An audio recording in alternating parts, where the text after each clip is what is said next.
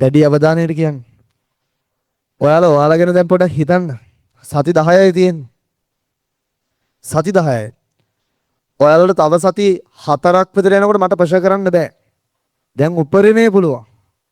පුළුවන් තරම් වැඩ කරන්න. ඔයාට දේවල් බෑ කියලා ඔයා තේරුම් ගන්න ඉස්සෙල්ලා. ඊට පස්සේ ඔයාගෙන් ඔයා ගේම ඉල්ලන්න.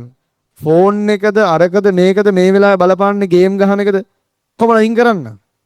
ඔයා Facebook යනවද TikTok යනවද ගේම් එකක් ගහනවද ඒකද ඔයාට තේරෙනවනේ ඔයාට කාලේ වැඩිපුර නාස්ති වෙන මොකද කියලා. කායිතකාරී chat කරගෙන කෙලින්ම අයින් කරන්න. ඒ මොරාල් එක තියාගන්න ළමයි. ඒ කියන්නේ මෙහෙම කරන්න. ඔයාලා පාඩම් කරනවා කියලා දැන් හිතනවනේ දැන් අද පන්තිට ආපු ගොඩක් අය හිතනවා දැන් මට කියනවා ගොඩක් අය සිකුරාදට නම් පාඩම් කරන්න පුළුවන්. සෙනසුරාදාදී ටිකක් අඩු වෙනවා. එහෙම ගිහිල්ලා අඩු වෙලා යනවා. එක දේ කරන්න ඕනේ. ඒ අඩුවෙන් නැති වෙන තියාගන්නවා කරන්න ඕනේ. පාඩම් කරන එක ගැන හිතන්න එපා. ඉස්සෙල්ලාම හිතන්න ඕන අයින් කරන්න ඕන මොනවද කියලා. පාඩම් කරන එක ඔයාලට කරන්න හිතෙන්නේ නැති වෙන්න අයින් කරන්න ඕනේ දේවල් ටිකක් තියෙනවා. නරක යාළුවෙක් වේවා. ඊට පස්සේ ඔයාගේ ෆෝන් එක වේවා, ෆෝන් එකේ මොකක් හරි ඇප් එකක් වේවා, ගේම් එකක් වේවා, chat එකක් වේවා. ඔයාට නිතර බලපානවා කියලා හිතන දෙයක් දැන් තියෙනවා. ඔයාගේ හිතේ දැන් තියෙන ඒ වුණාට ඒක කිසිම අවුලක් නැහැ. ළමයි ඒ වගේ අවදානමක්වත් ගන්න පුළුවන් වෙන්න ඕනවාට. අපේ ජීවිතේ ගොඩක් තැන්වල අවදානම් තීරණ ගන්න වෙනවා. එහෙමයි තමයි සාර්ථක වෙන්නේ. අවදානම් තීරණ කියන්නේ ඒ කියන්නේ අපිට දෙයක් නැති වුණොත් කියලා හිතෙනවා. ඒවා සත පහකට ගණන් ගන්න එපා. ඔයා මොන හරි අරමුණකට වැඩ කරද්දී ඔයාට නැති වෙන ඒවා දෙකෙන්ම අයින් කරන්න ඉතින්. එකෙන් මොළේ අයින් කරන්න නැති වෙන හරි අයින් කරා. එකෙන්ම අයින් කරන්න. ඔයා ගාව ඒවා ගේම් එකේ මොකක් හරි දැන් COC ම ගහන කට්ටිය මම දැකලා තියෙන බන්ද. ඒ ක්ලෑන් මේවා එක නැති වෙයි බේස් එක නැති වෙයි අරවන්නේ එකෙන්ම අයින් කරන්න. එහෙම අතාරින්න පුළුවන්. උඹලට මේ හැමදේම අල්ලගෙන මේ ගමන යන්න බෑ. এডুকেෂන් බෑග්ග්‍රවුන්ඩ් එක හදාගන්න මේ මාස දෙකේ වැඩ කරන්න ඕනේ. හැමදේම අල්ලගෙන මේක කරන්න බෑ. ඔයාලා ඕනනම් ඔය සෙකන්ඩ් ෂයි තර්ඩ් ෂයි වාඩි වෙලා ඉන්න අක්කලා එලා අහලා බලන්න. බොහෝ වෙලාවට එලා පන්තිලා එලා වාඩි වෙලා ඉඳගෙන ඉන්නෙම එයාලට ගිය අවුරුද්දේ ෂයි එකේ බැරි වෙන්න බලපාපු හේතු ටික අයින් කරලා. ඊයේත් මට කතා කරා බං B1යි S2ක් තියෙන උන් දෙන්නෙක් ඊයේ පෙරේද 7 දෙනෙක් විතර කතා කරා. නුවර B1යි S2යි ඊයේ දෙන්නෙක් කතා කරා. මං හිතුවා නුවර අසාමාන්‍යයි. ගම්පහත් දෙන්නෙක් කතා. SFTB අනිත් දෙක වෙස්. මේ හොඳට වැඩ කරපු එකෙක්. සෙකන්ඩ් ෂයි කරපු එකෙක් හිටියා. ඌටත් B1 S2යි. ෆස්ට් ෂයිගේ S3යි සෙකන්ඩ් ෂයිගේ B1 S2යි. ඒරෝ SFT විතර එළියලා තියෙනවා. ඕ සෙකන්ඩ් ෂයිගේ SFT විතරේ මහන්සියට දෙන අදකට ස්ම තමයි මේ පාරත්. මම කියන්නේ විෂයන් තුනව බැලන්ස් කරගන්න. අනවශ්‍ය ප්‍රශ්න එකක් SFT වලටවත් මොකටවත් ගන්න එපා.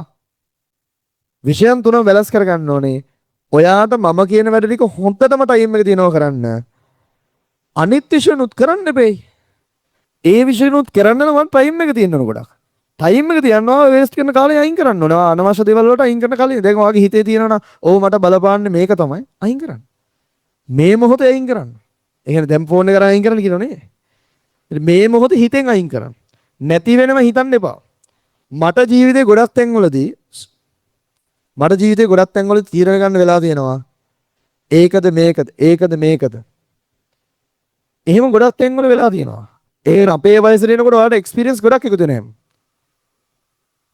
මෙහෙම තමයි කියලා හිතන්න වෙනවා. ඉතින් නෑ දෙකම බෑ. එහෙම බෑ ඉතින්. එහෙම තමයි.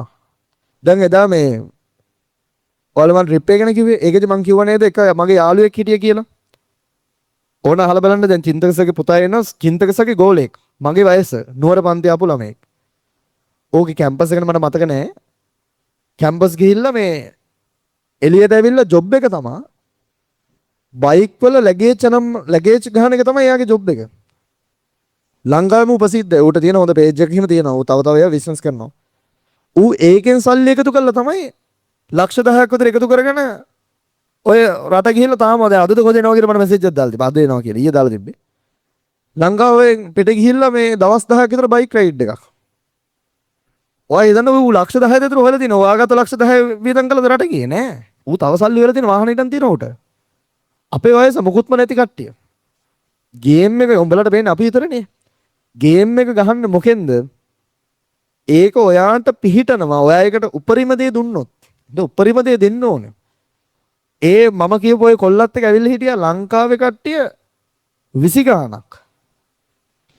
තව සෙට් එකක් ඇවිල්ලා හිටියා එතන හිටියා 30 ගාණක්. අර මම ෆොටෝ එකක් දාලා තිබේ මං සරන්නලා සෙට් එකත් එක්ක ඒකත් ඒ සෙට් එකේ හිටියා ඒ සෙට් එක වෙන එකක් 30 ගාණක්. ඒතර ඔක්කොම ලංකාවේ එදා හිටියා ඉන්දියාවේ ලේහවල 50කට වඩා. ඒතර ඒ සෙට් දෙක එකතුම 60කට විතර ඉන්නවා මාත් එක්ක බැලුවම. තව අපි දන්නේ නැති ඇත් ඉන්නේ තින ඕනතර. ඉතින් මිනිස්සු එහෙම යනවා. දකින්නේ ඒකේ වෙලා තියෙන්නේ. ඔය මිනිස්සු ඔක්කොම ටියුෂන් කරන නේද බං? නෑනේ අම්මලා තාත්තලා සල්ලි තියන අය. නෑ එහෙම ට්‍රිප් එකක් ගිහලා ටූර් එකක් ගිහලා බයික් එකක් පැදලා එන්න පුළුවන් එහෙම ජොලියක් ගන්න පුළුවන් සල්ලි හොයන මිනිස්සු ඉන්නවා. එයාලම ෆලෝ කරන්න. මුකුත්ම කරන්න නැතුව ගෙදරට වෙලා එක එකාට chat කර කර බැන බැන කමෙන්ට් කර කර ඉන්න උන් දිහා බලලා උඹලත් එහෙම වෙන්න එපා.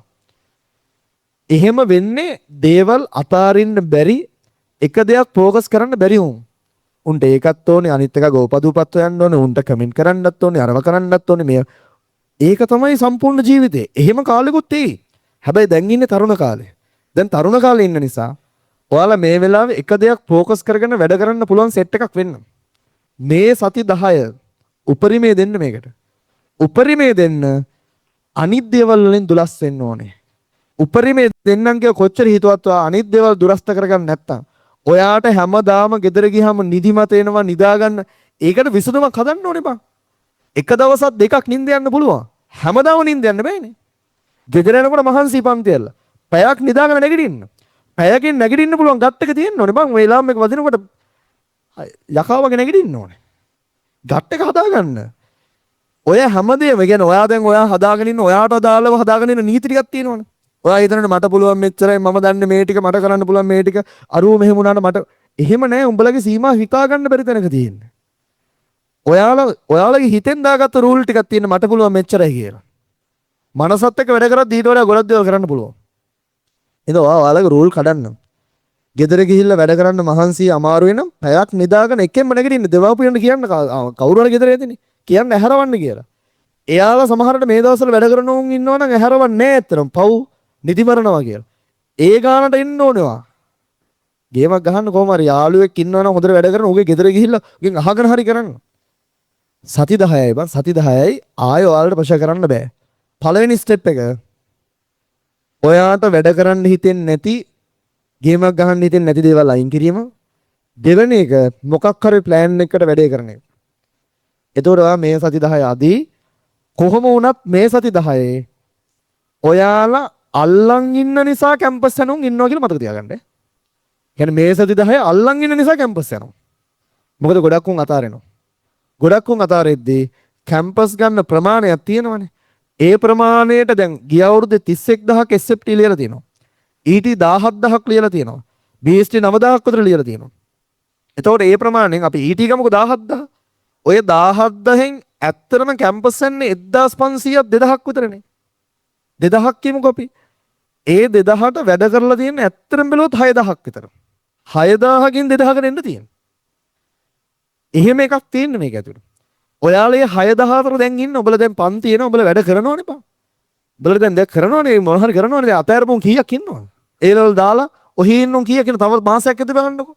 තව මාසයක් ඇද්ද සමහරට වගේ යාළුවා නතරලා තියෙන්න පුළුවන්. බෑ මචං මේක කරන්න බෑ. එහෙම තමයි දරා ගන්න බෑ ගොඩක් අයට. ඒ අතර ඔයා රැඳිලා ඉන්නවා කියලා කියන ඔයා දැන් 6000 ඉන්නේ. 6000 නෙවෙයි 5000 වගේ ඉන්නේ. 2004ට එන්න තියෙන්නේ. එහෙනම් ඔයා අල්ලගෙන මේ වැඩේ කරගෙන යන්න. ඒක නිසාම ඔයා කැම්පස් යන්න පුළුවන්. හරි සති 10 තියෙන හැම වෙලාවෙම අනවශ්‍ය දේවල් අයින් කරලා වැඩේ කරන්න. දැන් බලන්න මට දුක හිතෙනවා නේද? උඹලට මේවා කොච්චර හොඳට කියලා දුන්නද මම? පියවරෙන් පියවර කෑල්ලෙන් කෑල්ල නිකන් හරි බලලා තියෙන. අද පේපර් එකකුත් තියෙනවා. අද MCQ පේපර් එකක් තියෙනවා. නේ? MCQ පේපර් එකක් තියෙනවා. මම සමහර ප්‍රශ්න හැදුවේ ඇත්තටම උඩින් යද්දි. ප්ලේන් එකේ යද්දි තමයි සමහර ප්‍රශ්න හැදුවේ. සමහර ඒවා දැන් මට මතකයි එක ට්‍රාන්ස්ලේටර් එක මේක අර ට්‍රාන්ස්ලර් වෙලා එන්න ඕනේ තැනක හිටියා පැය දෙකක් විතර. ඒ පැය දෙකෙන් මම පේපර් එකේ ප්‍රශ්න වගේ හදා දීලා. අපි අපේ උපරිමය මේකට දෙනවා මේ කාලේ. උඹලා දෙන්න තුනම කොහොමද ඉතින්? අපි පේපර් එක හදනවා නම් යන්නේ නේද? මගේ ඕන තරම් ගෝලියෝ ඉන්නව හදව ගන්න පුළුවන් පේපර් එක කියලා. මට මම එනකම් මහන්සි හදන්න ගන ඕන තරම් කට්ටිය ඉන්න මට වඩා හොඳ ප්‍රශ්න හදන්න පුළුවන් කට්ටිය ඉන්නවා. හැබැයි ඒත් නෑ මම පේපර් එක හදනවා කියලා මම එහෙදි දවස් දෙකක් විතර ප්‍රශ්න හැදුවා. මගේ එකත් කැප කරලා මම ඒ කියන්නේ මගේ කැප කරලා නේ මම කරන්න ඕනේ මගේ වෙනුවෙන් මම ඒක කරන්න. ඔයාලා වෙනුවෙන් නෙවෙයි. ඔයාලගේ යහපතක් වෙනවා. මම මේකට උපරිම ආසාවෙන් කරන්නේ. ඉතින් අපිත් එහෙම කරනකොට ඔයාලට කොහොමද ඔයාලා ගැන ආසාවක් තියෙන්න ඕන. ඔයාලගේ ජීවිතය ගැන ආසාවක් තියෙන්න ඕන. එහෙනම් පේපර් එක දැන් හදන කට්ටිය එහෙම කැපෙනකොට ලියන උන් ටික බං කොහොමත් බලලා ඉන්න බෑ. ටයිම් එක හදන කොහෙන් හරි. නේ?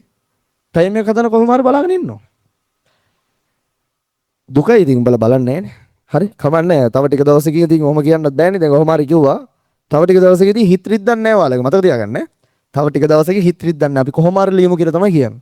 කොහොම හරි ලියමු කියලා විතරයි කියන්නේ. ඇයි ඒ? එතකොට ලොකුවට වෙනස් කරන්න බෑ. දැන් උනත් ලොකුවට වෙනස් කරන්න බෑ.